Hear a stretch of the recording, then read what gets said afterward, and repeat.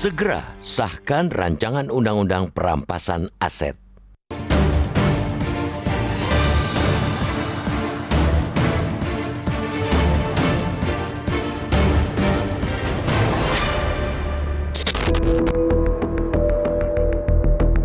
Korupsi disebut kejahatan extraordinary atau luar biasa. Disebut demikian karena dampak dari perbuatan ini sangat luas. Ini tidak hanya merugikan secara ekonomi, namun juga sosial. Sarana infrastruktur yang bisa dibangun misalnya bisa jadi berkurang, baik secara kualitas maupun kuantitas, jika dananya dikorupsi.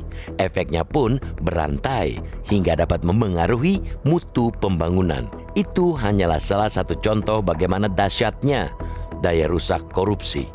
Namun, meski daya rusaknya tinggi, sanksi terhadap koruptor di negeri ini justru seringkali lemah. Banyak kasus pelaku rasuah yang cuma divonis ringan. Selain itu, harta mereka pun sulit disita, meski jelas terbukti telah merugikan keuangan negara. Oleh karena itu, rancangan undang-undang perampasan aset tindak pidana mendesak untuk segera disahkan. Karena payung hukum ini dapat menjadi salah satu faktor yang memberikan efek jera selain vonis yang berat tentunya. Sayangnya, pembahasan rancangan undang-undang ini seperti jalan di tempat. Kendati telah masuk prolegnas, rancangan undang-undang yang telah digaungkan sejak 2 dekade lalu hingga hari ini tak juga dibahas di parlemen. Padahal pemerintah sudah mengirimkan surat presiden beserta dengan dokumen akhir rancangan undang-undang serta naskah akademik ke DPR RI. Artinya, bola kini ada di tangan anggota dewan. Wajar jika publik dan para pegiat anti korupsi mempertanyakan keseriusan para wakil rakyat ini dalam pemberantasan korupsi. Atau jangan-jangan mereka takut jika rancangan undang-undang ini akan memukul diri sendiri karena kerap kali anggota dewan juga berperilaku koruptif.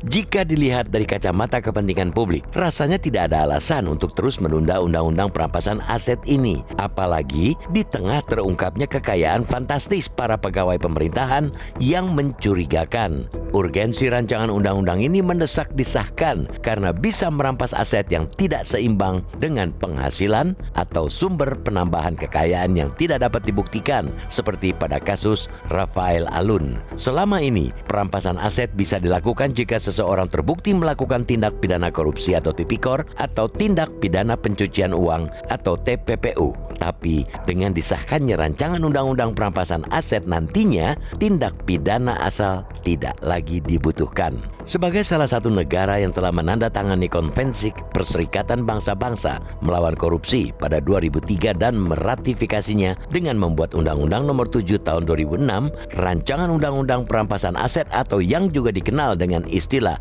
asset recovery merupakan salah satu aturan yang seharusnya ada ketika suatu negara sudah menandatangani konvensi tersebut. Namun hingga kini aturan hukum soal itu belum juga disahkan. Bahkan membahasnya pun ogah-ogahan. Atau jangan-jangan upaya pemberantasan korupsi di negeri ini memang cuma sebatas slogan. Kalau begini terus, rakyat akan semakin sengsara dan miskin, sementara para koruptor tetap sejahtera dan tak pernah jera.